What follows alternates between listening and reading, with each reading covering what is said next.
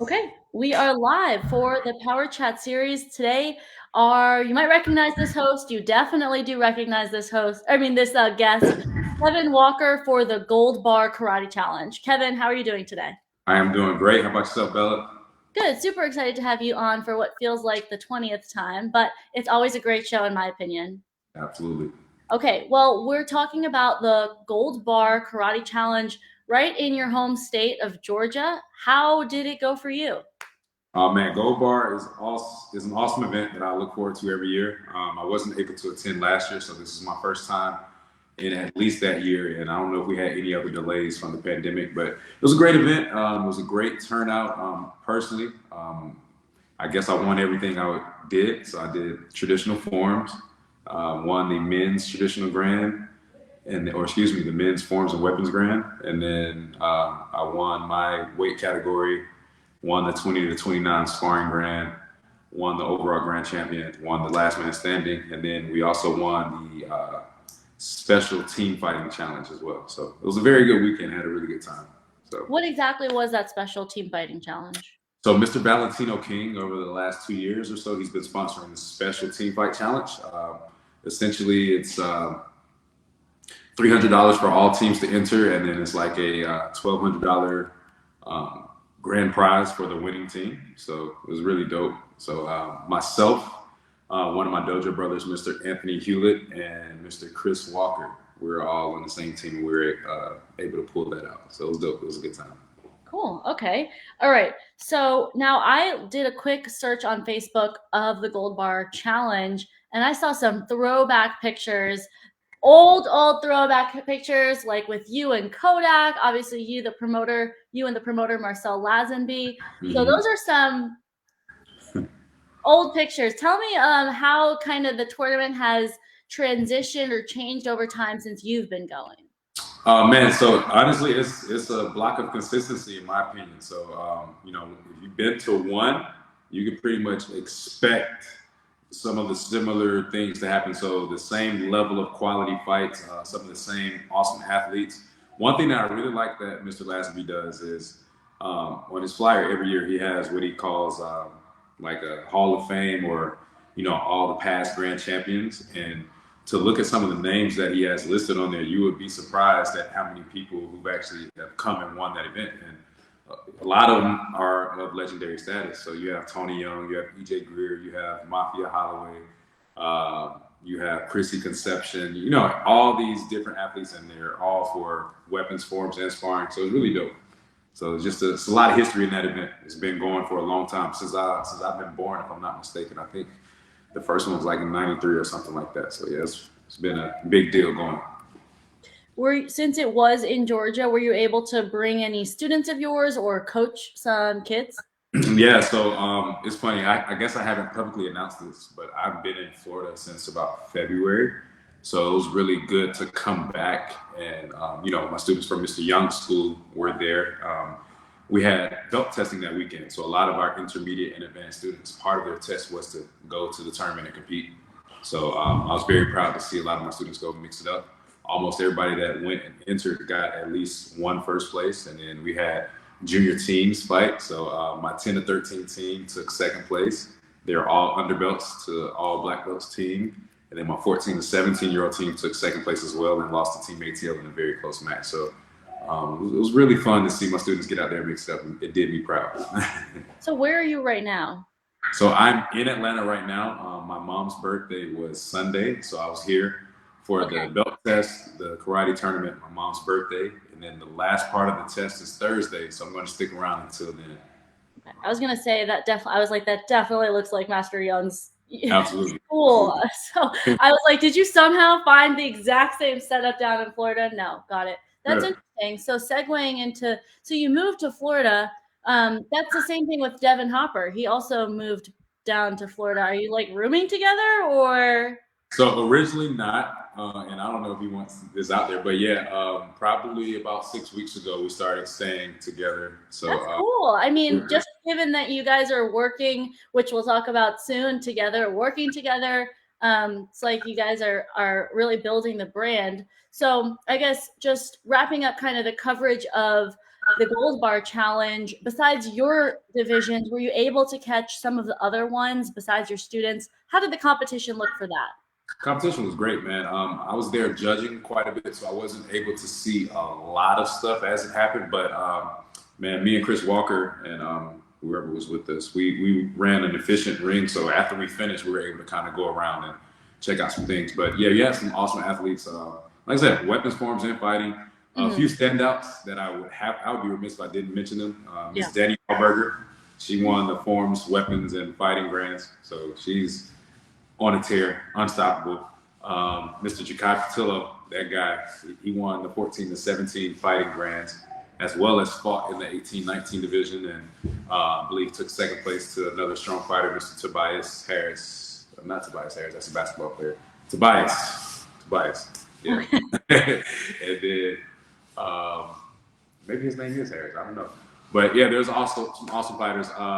Let's see who else. Miss Collins from Team Dojo. Yo, she's a monster in the most positive way ever. And then you know, there's so many other people. I hate that I started listing. There's going to be some people hitting me up after this when I finish. But there were some awesome performances. There's a lot of talent coming from the Atlanta area for sure. Okay.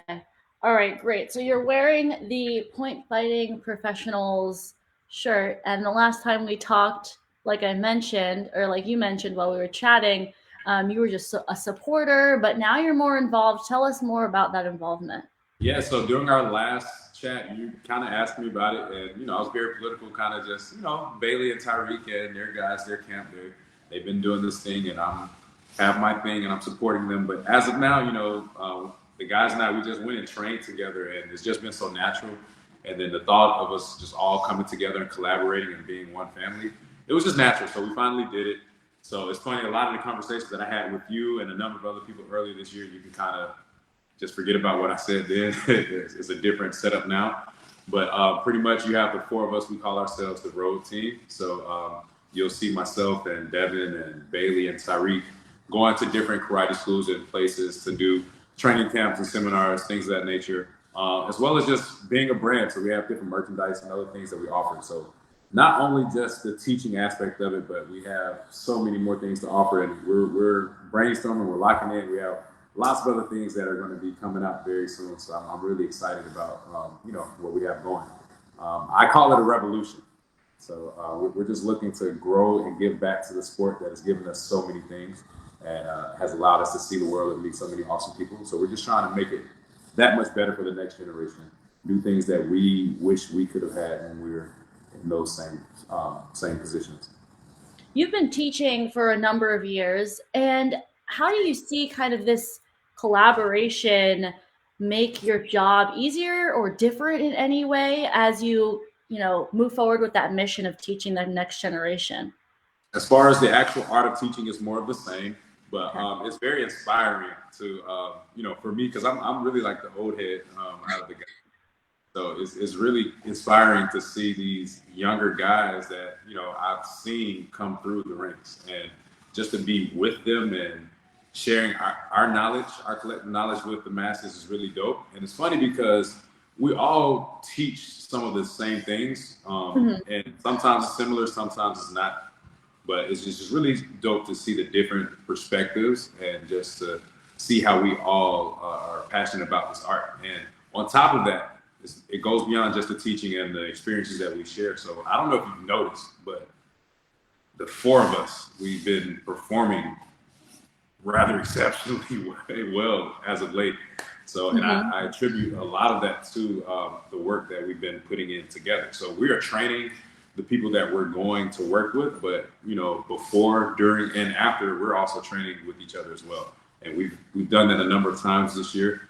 And you know, I don't want to speak out of turn too soon, but the only people that have beaten us this year have been ourselves. So really, is that like a full-on factual, like actually? Like 97%, yeah. Wow. So really, you're really kind of making that statement, your only competition is yourself, to real life. I didn't say it, you did, but yeah. Okay, all right. Now you showed off the logo on the side of the arm. What does that kind of stand for? Yeah, this definitely isn't a New Orleans. This is not a New Orleans Saints logo. This is a Thai Saint logo. So you will never see Ed rocking the New Orleans Saints logo. But yeah, Team Ty Saint had a rep for him today because I guess it was kind of matching my shorts a little bit, just a little bit. So, you know. Cool. Awesome. Okay. All right. So, you guys are doing that now. Tell me a little bit more about just how it's been. Have you lived in Florida before? Yes. Okay. A couple years back, I was doing the back and forth thing. I had a place down in Florida, but I had other obligations that kept me in Atlanta longer than I wanted to. So by the time I was ready to really spend all of my time down there, things kind of changed. But right when that happened, something got me down there again. So now I'm down there. I'll be down there for at least the foreseeable future, for at least like the next year or so. So wherever life takes me, that's where I'm at. I love the freedom and flexibility I have with what I do. I can go anywhere in the world and do what I do because right now my number one and number two priorities are my investing and just my physical training. So tournaments, they come and go, teaching, it comes and goes, but the main two things that I'm working on is just my self-improvement on the daily and building these accounts.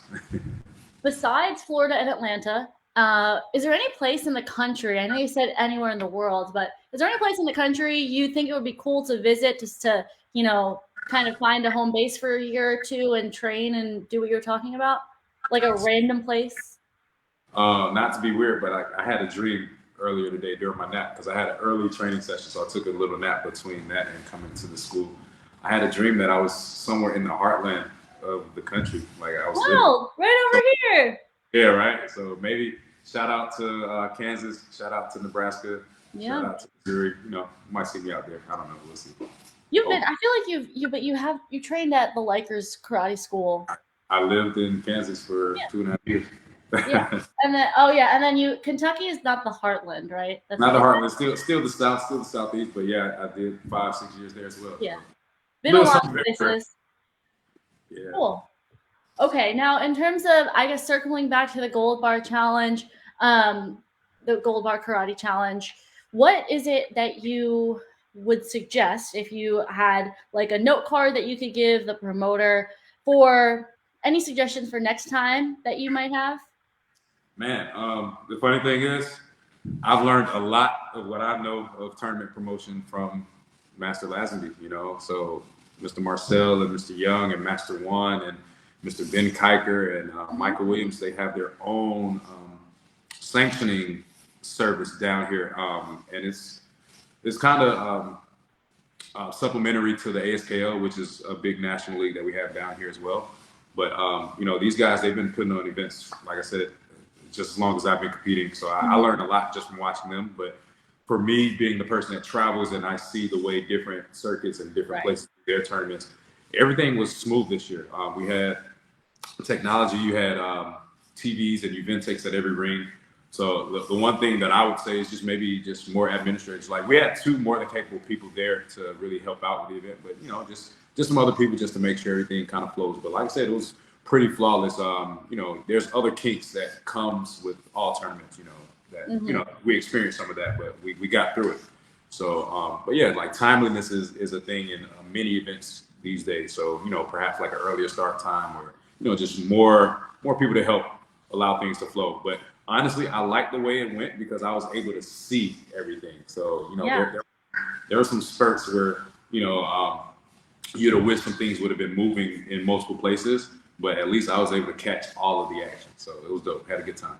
I'm surprised because when you were kind of talking about the event, you did so many divisions to begin with you coached as well as you judged. I was surprised to hear that you say you actually also judged and ran rings too. It's a lot of things going on. Is that something that when you're competing, do you try to help judge, or was this one in particular you wanted to help with? So definitely this one. I always want to earn my keep and then just really help and support. This is home, and there's so many people that really like to see me in those rings, especially like the parents of the little tiny. They love to see my face when I'm judging in those groups. So it's actually something I look forward to. Actually, that's my best way to see the upcoming competition because if I'm not judging, it's a chance that I'm probably not at the tournament or I'm at my hotel room still asleep. So, if I'm judging, that's going to be my way to get out there and see. So I actually don't mind doing that, but definitely at this one. But any event, I would love to, go and help out and officiate because the main thing for me is I see a lot of people that kind of do the judging thing, and you can tell that they're volunteers, right? So me, I take it seriously like a job. Honestly, I judge people the way that I want to be judged, and you guys, I'm sure it's not a secret, but I have issues with a lot of the officiating that we have in today's game. So that's why I try to go and put my money where my mouth is, and lead by example. If there's one thing as a judge that you feel like is a thing that you need to see in order to award a point, or something that you are a stickler about, is there anything that you have personally? Focus and balance for sure. Focus, balance, and then retraction. A lot of people, this is a game of touch, but there is a certain way that you are supposed to touch. So just because you punch somebody, a lot of times I see people leaving their hands or their feet on the target. I don't really like that. I like to see the retraction. I like to see the focus, and I like to see the balance. When it comes to these techniques. So that's the main thing for me. Like I said, I judge people the way I want to be judged. So I know there's actual gray areas in certain rules, and there's room for interpretation in a lot of things. So I think common sense just needs to prevail in a lot of these situations, and that's what I try to do. Cool. Okay, well, Alex just commented, I didn't realize you're also going to be featured in the next Point Fighter Live magazine as well. Yes, 2 announcements. That one, and I don't know if he wants to announce the October announcement too, but yes, I think I'm the cover athlete for the next drop of the Point Fighter magazine. I'm really excited about that because like the last couple have come out, and I'm like, Yeah. when we gonna be in there? No, that's magazine cover. Oh, you're going to be on the cover too. Very cool. Very the cool. cover athlete, which is really dope. So I guess it's gonna come with like a little write up or bio. Yeah, it's really, for sure. I'm looking forward to it. I really love sharing my story because I like just inspiring the next generation, because I couldn't tell you how many times I was that person looking at, Black Belt magazine and all these other things, the NBL magazine, all that good stuff. So to actually be able to be in it, it's a blessing, a dream come true. Gosh, and a lot of people buy the magazines. Like, I feel like every time, every round, it's like I've just sold 1,000. Like, they're going across the country because people want to read the stories that they don't really get to hear. So I'm excited to read yours to get to see that. Cool. And then we'll save the announcement for the anniversary. We'll save that one because I'm excited for it. Okay. All right. Well, I'm assuming you're going to be at the next and the many years to come Gold Bar Karate Challenges. Absolutely. 10 out of 10 recommend. I will be there next year. Anybody, especially if you're in the Georgia area or in the Southeast, definitely should support this. It's a great event, great talent. So every year. Awesome. Okay, everybody, thank you so much for watching the Power Chat series with Kevin Walker and the Gold Bar Karate Challenge post show. Have a great night. I have another one coming up later today.